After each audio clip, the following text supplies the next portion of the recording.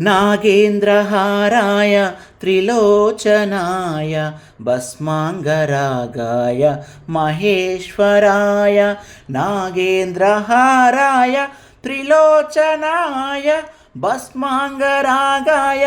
महेश्वराय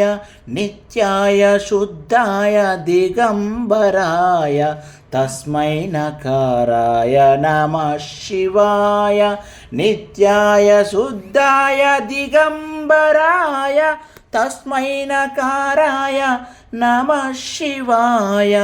ॐ नमः शिवाय नमः शिवाय गंगाधर हर नमः शिवाय नमः शिवाय नमः शिवाय गंगाधर हर नमः शिवाय ब्रह्ममुरारिसुरार्चितलिङ्गं निर्मलभाषितशोभितलिङ्गं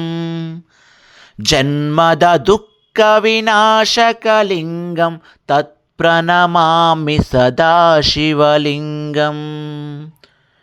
देवमुनिप्रवरार्चितलिङ्गं कामदहनकरुणाकरलिङ्गं रावणदर्पविनाशनलिङ्गं तत्प्रणमामि सदा शिवलिङ्गं सर्वसुगन्धिसुलेपितलिङ्गं बुद्धिविवर्धनकारणलिङ्गं सिद्धसुरासुरवन्दितलिङ्गं तत्प्रणमामि सदा शिवलिङ्गं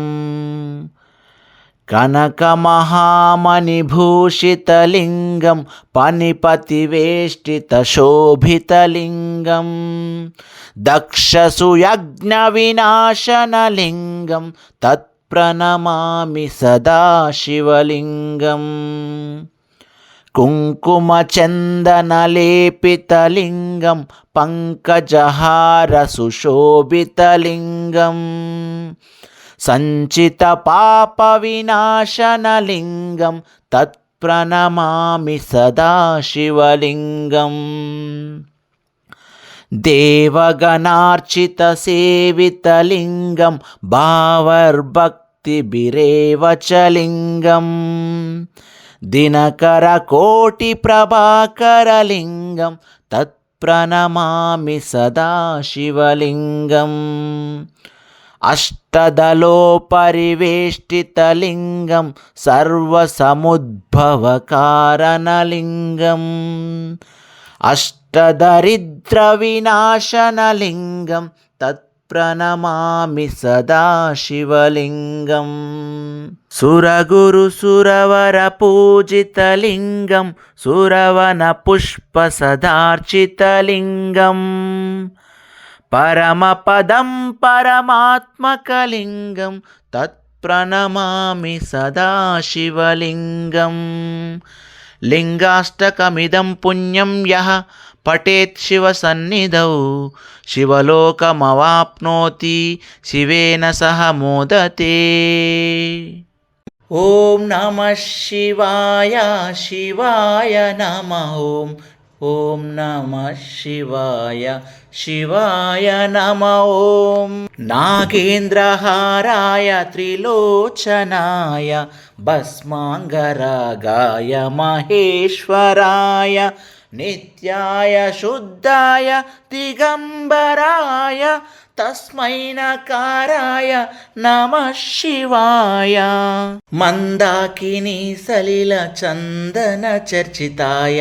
नन्दीश्वर प्रमदनाद महेश्वराय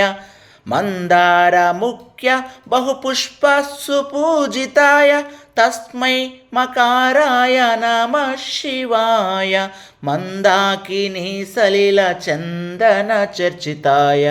नन्दीश्वर प्रमदनाद महेश्वराय मन्दारमुख्य बहुपुष्पसुपूजिताय तस्मै मकाराय नमः शिवाय शिवाय गौरी वदनाब्जवृन्द सूर्याय दक्षध्वरनाशकाय श्रीनीलकण्ठाय वृषभध्वजाय तस्मै शिकाराय नमः शिवाय शिवाय गौरी वदनाब्जवृन्द सूर्याय दक्षध्वरनाशकाय श्रीनीलकण्ठाय वृषभध्वजाय तस्मै शिकाराय नमः शिवाय शिवाय गौरी वदनाब्जवृन्द सूर्याय दक्षध्वरनाशकाय श्रीनीलकण्ठाय वृषभध्वजाय तस्मै शिकाराय नमः शिवाय वसिष्ठकुम्भोद्भव गौतमार्य मुनीन्द्रदेवार्चित शेखराय चन्द्रार्कवैश्वानर लोचनाय तस्मै वकाराय नमः शिवाय वसिष्ठकुम्भोद्भव गौतमार्य मुनीन्द्रदेवार्चित शेखराय चन्द्रार्कवैश्वानर लोचनाय तस्मै वकाराय नमः शिवाय यज्ञस्वरूपाय जटाधराय पिनाकहस्ताय सनातनाय दिव्याय देवाय दिगम्बराय तस्मै यकाराय नमः शिवाय यज्ञस्वरूपाय जटाधराय पिनाकहस्ताय सनातनाय दिव्याय देवाय दिगम्बराय तस्मै यकाराय नमः शिवाय पञ्चाक्षरमिदं पुण्यं यः पठेत् शिवसन्निधौ शिवलोकमवाप्नोति शिवेन सह मोदते त्रिगुणाकारं त्रिनेत्रं च त्रियायुधं त्रिजन्मपापसंहारम् एकबिल्वं शिवार्पणं त्रिशाखैर्बिल्वपत्रैश्च अच्छिद्रैकोमलैः शुभे तव पूजां करिष्यामि एकबिल्वं शिवार्पणं कोटिकन्या महादानं तिलपर्वतकोटयः काञ्चनं क्षीलदानेन एकबिल्वं शिवार्पणं काशीक्षेत्रनिवासं च कालभैरवदर्शनं प्रयागे माधवं दृष्ट्वा एकबिल्वं शिवार्पणम् प्रभुं प्राणनादं विभुं विश्वनादं जगन्नाथनादं सदानन्दभाजं भवद्भव्यभूतेश्वरं भूतनादं शिवं शङ्करं शम्भुमीशानमीडे गलेरुण्डमालं तनौ सर्पजालं महाकालकालं गणेशादिपालं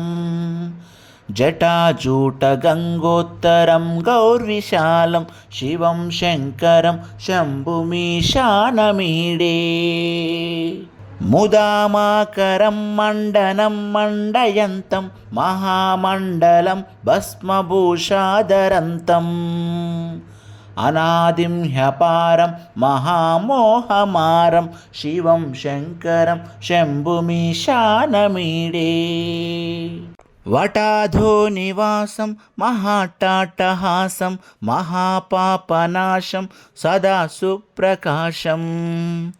गिरीशं गणेशं सुरेशं महेशं शिवं शङ्करं शम्भुमीशानमीडे गिरीन्द्रात्मजा सङ्गृहीतार्धदेहं गिरौ संस्थितं सर्वदा पन्नगेहं परब्रह्म ब्रह्मादिभिर्वन्द्यमानं शिवं शङ्करं शम्भुमीशानमीडे कपालं त्रिशूलं कराभ्यां ददानं पदाम्बोजनं रायकामं ददानं बलिवर्धयानं सुरानं प्रदानं शिवं शङ्करं शम्भुमीशानमीडे शरच्चन्द्रगात्रं घनानन्दपात्रं त्रिनेत्रं पवित्रं धनेशस्य मित्रम् अपर्णाकलात्रं सदा सच्चरित्रं शिवं शङ्करं शम्भुमीशानमीडे हरं सर्पहारं चिताभूविहारं भवं वेदसारं सदा निर्विकारम् श्मशाने वसन्तं मनोजं दहन्तं शिवं शङ्करं शम्भुमीशानमीडे स्तवं यः प्रभाते नरः शूलपाणे पठे स्तोत्ररत्नं त्विह प्राप्य रत्नम् सुपुत्रं सुधान्यं सुमित्रं कलत्रं विचित्रैस्यमाराध्य मोक्षं प्रयाति त्रिदलं त्रिगुणाकारं त्रिनेत्रं च त्रियायुधं त्रिजन्मपापसंहारम् एकबिल्वं शिवार्पणं त्रिशाकैर्बिल्वपत्रैश्च अच्छिद्रैकोमलैः शुभै तव पूजां करिष्यामि एकबिल्वं शिवार्पणम् कोटिकन्या महादानं तिलपर्वतकोटयः काञ्चनं शैलदानेन एकबिल्वं शिवार्पणम् काशीक्षेत्रनिवासं च कालभैरवदर्शनं प्रयागे माधवं दृष्ट्वा एकबिल्वं शिवार्पणम् इन्दुवारे व्रतं स्थित्वा निराहारो महेश्वरा नक्तं हौष्यामि देवेश एकबिल्वं शिवार्पणं रामलिङ्गप्रतिष्ठा च वैवाहिककृतं तथा तटाकानि च सन्धानम् एकबिल्वं शिवार्पणम् अखण्डबिल्वपत्रं च आयुतं शिवपूजनं कृतं नाम सहस्रेण एकबिल्वं शिवार्पणम् उमया सह देवेश नन्दिवाहनमेव च भस्मलेपनसर्वाङ्गम् एकबिल्वं शिवार्पणम् सालग्रामेषु विप्राणां तटाकं दशकूपयो यज्ञकोटिसहस्रस्य एकबिल्वं शिवार्पणम् दन्तिकोटिसहस्रेषु अश्वमेधशतक्रतौ च कोटिकन्या महादानम् एकबिल्वं शिवार्पणम् बिल्वानां दर्शनं पुण्यं स्पर्शनं पापनाशनम् अघोरपापसंहारम् एकबिल्वं शिवार्पणम् सहस्रवेदपाठेषु ब्रह्मस्थापनमुच्यते अनेकव्रतकोटीनाम् एकबिल्वं शिवार्पणम् अन्नदानसहस्रेषु सहस्रोपनयनं तदा अनेकजन्मपापानि एकबिल्वं शिवार्पणम् बिल्वाष्टकमिदं पुण्यं यः पठेत् शिवसन्निधौ शिवलोकमवाप्नोति एकबिल्वं शिवार्पणम् त्रिदलं त्रिगुणाकारं त्रिनेत्रं च त्रियायुधं त्रिजन्मपापसंहारम् एकबिल्वं शिवार्पितं त्रिशाकैर्बिल्वपत्रैश्च अच्छिद्रैकोमलैः शुभै तव पूजां करिष्यामि एकबिल्वं शिवार्पितम् दर्शनं बिल्ववृक्षस्य स्पर्शनं पापनाशनम् अघोरपापसंहारम् एकबिल्वं शिवार्पितम्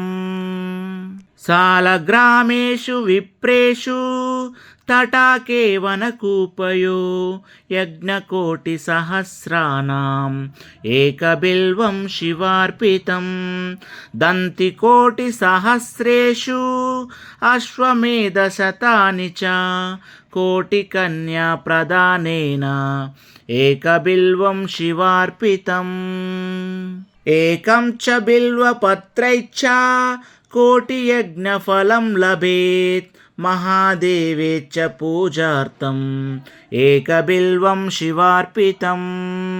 काशीक्षेत्रे निवासं च कालभैरवदर्शनं गयाप्रयागमे दृष्ट्वा एकबिल्वं शिवार्पितम् उमया सह देवेशं वाहनं नन्दिशङ्करं मुच्यते सर्वपापेभ्यो एकबिल्वं शिवार्पितम्।